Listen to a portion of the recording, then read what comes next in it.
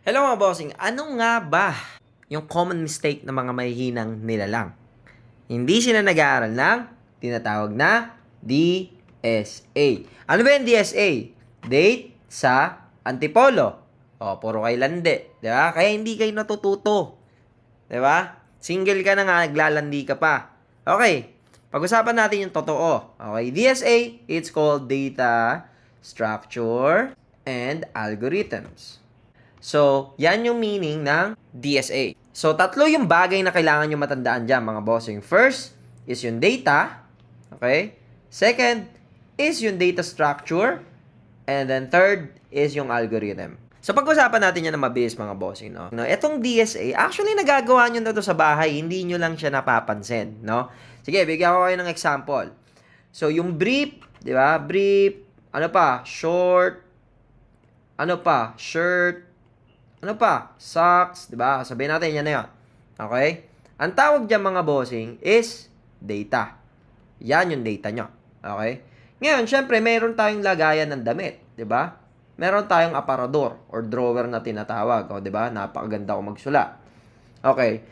Ito naman yung tinatawag na data structure. So, paano siya matatawag na data structure is kung paano nyo sinalansan yung mga yan, no? Sabi natin, burara ka, no? Tamad ka. Okay, sinalansan mo, lalagay mo dito yung short, yung brief, yung damit, no? Halo-halo, pati dito. Halo-halo yan, mga bossing, no? Yan yung data structure. Ngayon, yung algorithms, mga bossing, ito naman yung steps kung ano ba yung gusto mong gawin. Kunyari, hahanapin mo yung brief. Paano mo hahanapin yung brief? So, syempre, ang gagawin mo, since halo-halo, no? Punta ka dito, hanapin mo yung mga brief dyan. Punta ka dito, hanapin mo ulit yung mga brief dito. Punta ka dito, hanapin mo yung brief. Hanggang sa makuha mo siya lahat. That's your algorithm na tinatawag. So, pagka hindi kayo marunong ng DSA, mga bossing, meaning you can't build a good application. Kasi for example na lang dito, eto mag-i-scale yan. For example, no, meron tayong 50 na damit or 10 damit, okay lang yan. Paano pagka nagkaroon ka na ng 1,000 or 10,000 na damit, hahanapin mo lang yung mga brief. 'Di ba? Imagine mo, isa-search mo yung 10,000 or yung 1,000 or whatsoever dyan para lang makita mo yung tigi-isa na brief. 'Di ba? So ngayon, pagka marunong kayo ng DSA, mga bossing, no? Ang gagawin nyo dyan, no? Gawin ulit natin yon. Ang gagawin nyo na ngayon dyan, mga bossing, 'di ba? Drawer natin ulit. So, pagka marunong na kayo ng DSA, mga bossing, dito na pumapasok yung tamang pag-structure ng mga data nyo kung paano siya i-save. For example, dito sa taas may hati yan. Nandito yung brief, di ba? Andiyan dyan lang yung socks. Ngayon, ito sa baba, nandiyan dyan yung mga shorts. Okay? Dito sa baba, nandito yung mga shirts.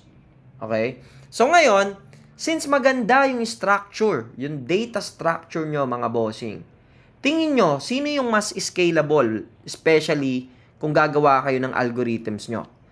Kasi for example, ako, kunin mo lang lahat ng brief. Ako, hindi ko na kailangan mag-search dito. Mas madali ko na magawa yung algorithms ko kasi nga, alam ko na yung brief laging doon nakasave. Okay? That's the idea or that's how important yung DSA sa paggawa ng kahit anong application. 'Di ba? So, imagine niyo nasa isang storage pa lang tayo. Paano pagka nagkaroon kayo ng, sabihin natin, 1,000 storage, mga bossing? Kukunin nyo lang lahat ng brief. Kung labo-labo yan, imagine niyo yung 1,000 na yon times, di ba? How many items yung meron ka doon sa mga drawers na yon?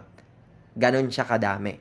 Okay? Kaya ako sinasabi na importante siya, mga bossing, it's because you can't scale without understanding kung ano yung DSA. So, kung nag-AI ka lang and then you're not learning about DSA, huwag ka nang magbalak maging software engineer. Okay? Ganun lang yun, mga bossing. Alright? See you. Bye-bye.